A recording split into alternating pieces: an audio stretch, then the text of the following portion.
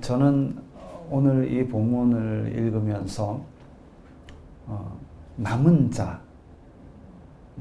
자라는 부분과 그리고 저 뒤에 가면 조상들에게 맹세하신 맹세, 이 두 단어에 많이 좀 꽂혔습니다. 근데 이제 왜 제목이 궁상인가? 제가 엊그제 이제 저와 교제하는 그 캄보디아 선교사님 한 분이 이제 제가 어디 포스팅을 해놨는데 제가 노트북을 하나 들고 있습니다. 근데 그 노트북이 제가 산 게 아니라 제 친구 거를 받은 거예요. 받았는데 하도 안 돌아가가지고 그래서 윈도우 10에서 윈도우 7로 다운그레이드 했더니 잘 돌아간다 이거죠. 잘 돌아간다 이랬더니 저보고 검소하십니다. 검소하십니다. 캄보디아 선교사님이 지금 이제 한국에 잠깐 들어왔는데 가족의 일 때문에 들어왔는데 그분이 지금 이제 수도권에서 쿠팡을 하세요. 잠깐 들어와가지고 쿠팡을 하세요. 거기 비용을. 그것과 저와 무슨 다를 게 있나 싶어가지고. 그래서 아니요, 있는 사람이 검소한 거는, 있는 사람이 적게 쓰는 거는 검소인데, 저처럼 이렇게 없어서 이러는 거는 궁상입니다. 이게 궁상입니다. 옛날 그 현대의 정주영 회장이 양말 끼워 신는 거는 검소인데 제가 양말 끼워 신으면 궁상입니다. 없어서 이렇게 하는 거니까. 이 궁상인데 아니야. 금도 내 것이요 은도 내 것이요 만물을 창조하신 창조주 하나님이 왜 궁상일까? 이제 궁금증을 품고 우리가 말씀을 대하는 것이 제가 이제 오늘 가져온 겁니다.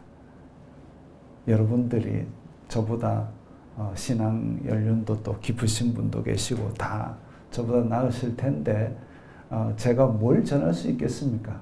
이렇게 궁금증만 유발해가지고 궁금증을 유발하는 것이 그나마 제가 할 수 있는 겁니다. 자, 며칠 전에 저와 친한 한국화 작가, 한국화하는 작가분인데 그분이 이제 아주 독실한 크리스찬입니다. 저한테 갑자기 물어요. 목사님의 목회 철학은 뭡니까? 물어요. 제가 뜬금없이 생각난 말씀이 전도서 12장에 나오는 일의 결국은 다 들었으니 하나님을 경외하고 그의 명령들을 지킬지어다. 이것이 모든 사람들의 본분이니라. 이게 제 목회 철학입니다.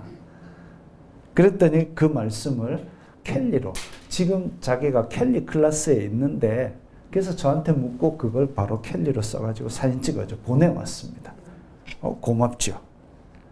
그러면서 몇 장 더 썼다면서 막 보내는데 성경대로 사는 목회자 강신용, 멋진 목회자 강신용 여기 써보냈길래 제가 큰일 날 부담스러운 문구입니다. 이거 어디다 써붙이면 저 고개 못 들고 다닙니다. 그러면서 제가 미는 두 구절을 소개를 했습니다. 누가복음에 있는 구절인데 하나는 주여 불쌍히 여기소서 나는 죄인이로소이다. 그러니까 바리새인은 저 앞에 가가지고 막 기도할 때 저 뒤에서 가슴을 치며 세리가 기도하기를 주여 불쌍히 여기소서 나는 죄인이로소이다. 요거가 제 모토가 되는 구절 하나. 두 번째 구절은 뭐냐 하면 종이 같이 밖에서 일하고 왔을 때 주인이 상에 앉아라 같이 밥 먹자 하겠느냐, 오히려 주인이 밥 먹는데 시중들라 하지 않겠느냐. 그 일을 다 마치고 나서도 종은 저는 무익한 종입니다. 해야 할 것을 한 것뿐입니다. 이 말 해야 되는 것이 마땅하지 않느냐. 이 두 구절이 제 목회를 바치는 두 기둥입니다. 그래서 제가 이 두 구절을 항상 마음에 새기려고 합니다. 왜냐하면 이거를 놓치게 되면 내가 낸데 하는 순간 저는 제 위치에 있지 않게 됩니다. 이솝우화에 그런 거 있잖아요. 거북이 한 마리가 있는데 저 위에 날아가는 독수리 보니까 너무 좋아요. 야, 위에서 보는 게 어떨까? 독수리야, 독수리야. 나를 들고 저 위에 가서 풍경 좀 보여줘. 독수리가 그래 좋다 해가지고 거북이를 들고 쫙 올라가서 쫙 보여줍니다. 거북이 너무 좋아가지고 여기까지는 좋았습니다. 그런데 이제 나와봐라, 내 혼자 날아볼게. 이래가지고 독수리가 아니야, 너 떨어지면 큰일 나. 아, 나와봐, 이 정도 왔으니 내 혼자 할 수 있다 해가지고 딱 놨는데 폭삭 떨어져서 깨졌습니다. 이 그림이 제 컴퓨터 바탕화면에 딱 있습니다. 저는 무익한 종입니다. 해야 할 일을 한 것뿐입니다. 이거 없으면 저 거북이 짝이 나는 거죠. 그래서 이 구절 두 개가 저의 목회를 바치는 기둥들입니다. 제가 자료를 찾아보니까 2015년 1월에 저쪽에 있을 때, 시티에서 사옥이 저쪽에 있을 때 제가 기도회에 한번 말씀을 전한 적이 있습니다. 10년 만에 이 자리에 다시 왔습니다. 그때 전했던 말씀이 저는 무익한 종입니다. 해야 할 것을 한 것뿐입니다. 이게 하나님께서 우리에게 주시는 순종이다. 이 얘기입니다. 그러니까 뽕나무들을 바다에 던지고 했는데 뽕나무가 바다에 가면서 야, 내가 낸데 바다에 간다, 이거 아니죠. 당연히 해야 될 일을 한 거죠. 그게 순종이다, 이 얘기를 했습니다. 자, 그 다음에 이제 오늘 본문으로 들어가야 되는데, 오늘 본문에 나오는 미가 선지자는 남유다 왕국에, 그러니까 북이스라엘 남유다 갈려가지고 북쪽에서는 막 복잡하게 얽히고 19명의 왕이 지나가고 남유다에도 막 왕들이 있을 때에 이제 요담, 아하스, 히스기야 시절을 지냈던 선지자입니다. 요담, 아하스, 히스기야. 그러니까 북이스라엘이 위기에서 망해가는 걸 봤고 또 남유다에 큰 위기가 있었던 걸 봤던 그 선지자입니다. 그러면서 이 선지자는 유다 왕국의 배신을 경고하고 또 여러 가지 백성들에게 하나님께로 돌아오라고 안타까운 마음으로 외쳤던 그 선지자입니다.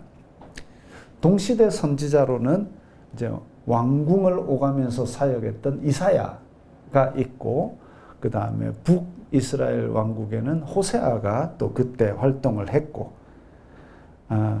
남유다의 목동 출신인 아모스 선지자가 있고, 이 동시대에 같이 활동을 했던 선지자입니다.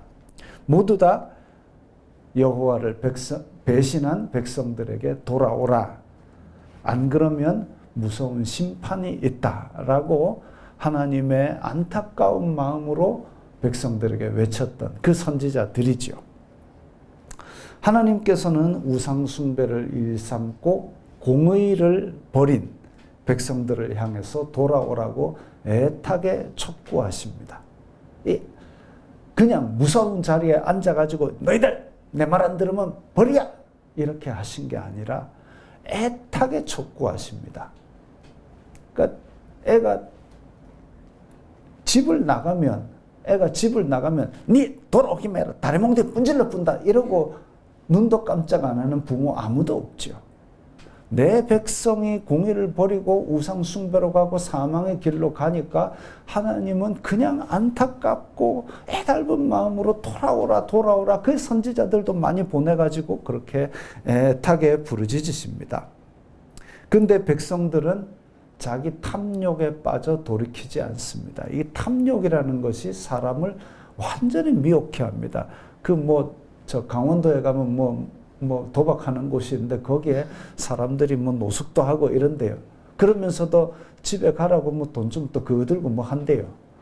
이 탐욕은 사람의 눈을 가려버립니다. 집이 떨어져 나오고 가정이 파괴가 돼도 그 탐욕, 그걸 버리지를 못하는 거죠. 지금 이스라엘 백성들이 그런 상황입니다. 회개하지 않습니다. 하나님께서는 여전히 집 나간 탕자를 기다리시는 아버지의 심정으로 문간에 서서 목을 빼서 멀리 보시면서 기다리시고 돌아오라 돌아오라 애타게 부르시는 모습, 그게 이 선지자들을 보내신 아버지의 마음입니다. 그러나 때가 되어서 공의로 심판하실 때는 우리가 원래 상상했던 그 무시무시한 의자에 앉아서 인정사정 없이 심판하십니다. 오래 참으셨고 애타게 부르셨기 때문에 이때 심판하실 때는 입이 만 개라도 할 말이 없습니다. 이만큼 했는데, 이렇게까지 했는데, 안 돌아왔는데 어쩔 거냐. 하나님의 자비가 없다면 모두 다 심판의 저주 아래 떨어질 수밖에 없습니다. 그 자비를 입는 자들은 역사적으로 소수였습니다. 그만큼 말을 안 듣습니다. 지지리도 말을 안 듣습니다.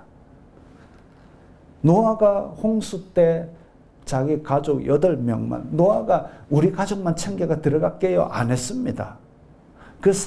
하여튼 온 데다가 전해가지고 홍수 난다, 큰일 난다 얘기를 했는데 사람들이 우습게 여기고 그렇게 외면했죠. 또 소돔과 고모라 멸망할 때도 롯이 집안에서 그냥 꼼짝없이 들어앉은 거 아니고 자기 사위들한테도 전하고 너희들 그러면 안 된다 전했습니다. 근데 꼼짝도 안 한 거죠. 하나님의 자비를 입는 자들은 역사적으로 소수였습니다. 그 자비는 오직 하나님께서 언약하셨기 때문에 베풀어 주신 겁니다. 언약하셨기 때문에 남겨놓은 거죠. 여러분 이거 한번 생각해 보십시오. 어떤 사람이 몇 날을 굶었습니다. 몇 날을 굶었습니다. 근데 매일매일 자기가 지나가는 식당에서 팬에 기름을 두르고 재료들을 듬뿍듬뿍 넣어서 팍 볶음밥을 합니다. 볶음밥 하면 이제 팍팍 하면 불이 확 올라오고 촥 하면 보기만 봐도 그냥 입에 침이 팍팍 고이는 그 볶음밥을 너무너무 먹고 싶어가지고 이 지나가던 사람이, 며칠을 굶은 사람이 내가 도저히 안 되겠다. 구걸이라도 해서 돈을 벌어야 되겠다. 그래서 구걸을 했습니다. 돈을 받았습니다. 그 돈을 가지고 바로 볶음밥을 못 사 먹고 볼펜을 샀습니다.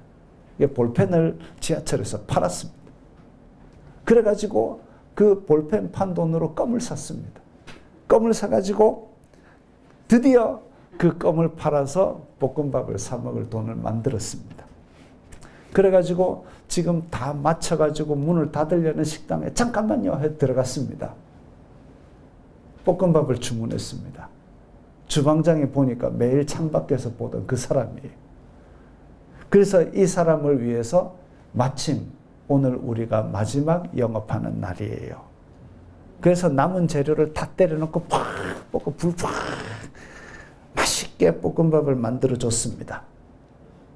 이 사람이 볶음밥을 받았습니다. 이제 가게 문 닫아야 되니까 나왔습니다. 나오다가 걸려 넘어졌습니다. 그릇이 길바닥에 엎어졌습니다. 이거 어떻게 할까요?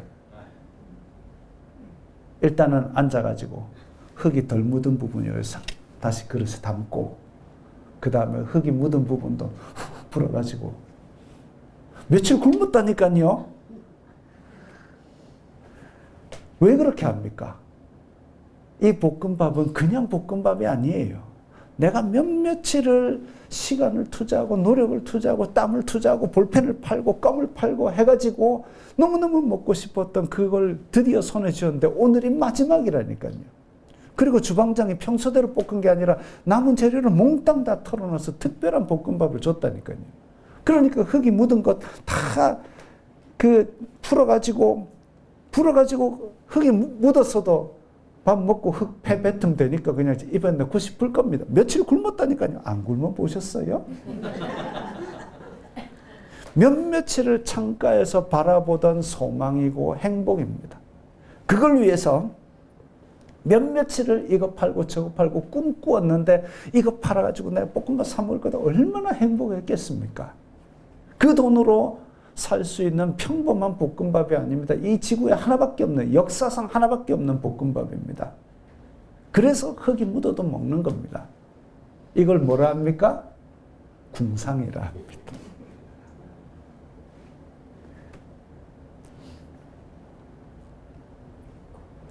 오늘 본문을 보면 하나님의 백성 중 대다수는 하나님을 배반하고 죄악에 빠졌습니다. 하나님 입장에서는 소돔과 고모라처럼 싹 쓸어서 심판하시고 새로 시작하셔도 됩니다. 뭐가 아쉽겠습니까? 그러나 밑에 보면 주께서 옛적에 우리 조상들에게 맹세하신 대로 내가 언약한 백성이거든요.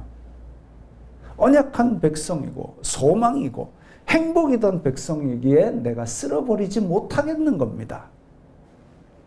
그래서 흙 묻은 부분을 후후 불어서 남은 자들의 허물을 용서하시고, 하나님인데 온 천지를 창조하신 하나님인데 뭐가 아쉬워서 남은 자를 챙기겠습니까? 다 가고 남은 거, 이 남은 거 소수인데 남은 거, 이 남은 자들의 허물을 사유하시며 용서해 주신다는 거죠. 남아있는 흙 묻어서 버리고 뭐 해서 버리고 그래서 남은 순수하고 최고의 것이 아니라 이 남았는데 흙 묻어가지고 도저히 먹을 수 없는 이런 거지만 남은 자의 허물을 사유하십니다. 이 궁상이잖아요. 소중히 여겨서 회복시키시는 은혜까지도 베풀어 주십니다. 이게 오늘 설교 제목 궁상입니다. 남은 자들, 역사적으로 소수입니다. 조금 남았는데 그나마도 더러운 자들. 그런데 하나님께서 그들을 불쌍히 여기는 것, 이게 궁상이죠. 그 남은 자들을 불쌍히 여기사 죄를 다 용서하시고 사랑으로 회복시키십니다. 매장에 매일 들어오는 쌀, 매장에 매일 들어오는 부재료지만 그 사람은 마지막 남은 유일한 볶음밥으로 여겼기 때문에 땅에 떨어졌던 것을 먹었던 것처럼 우리가 살 길은 하나님께서 그 소수 남은 자들에 대해서 흙 털어가지고 귀하게 여기시는 그 궁상, 그거 아니면 우리는 살 길이 하나도 없는 줄 믿습니다. 제가 믿는 구절이 2개가 있다 그랬습니다. 하나는 지난번에 설교했던 저는 무익한 종입니다. 마땅히 해야 할 일을 한 것뿐입니다. 그리고 오늘 2번째 구절, 주여 불쌍히 여기소서 저는 죄인입니다. 그러니까 아이고 내가 이렇게 거룩한데 하나님 아이고 나 좀 부자 좀 만들어 주이소. 그거 아니죠. 하나님의 궁상 아니고는 우리는 아무것도 희망이 없는 존재들입니다. 우리는 주님 앞에 나아갈 때 가슴을 치면서 주여 불쌍히 여기소서 저는 죄인입니다. 그 말밖에 할 수 없는 겁니다. 가슴을 치며 회개하는 세리의 그 고백으로 하나님의 궁상스러운 사랑, 거기에 감사 충만하시기 바랍니다.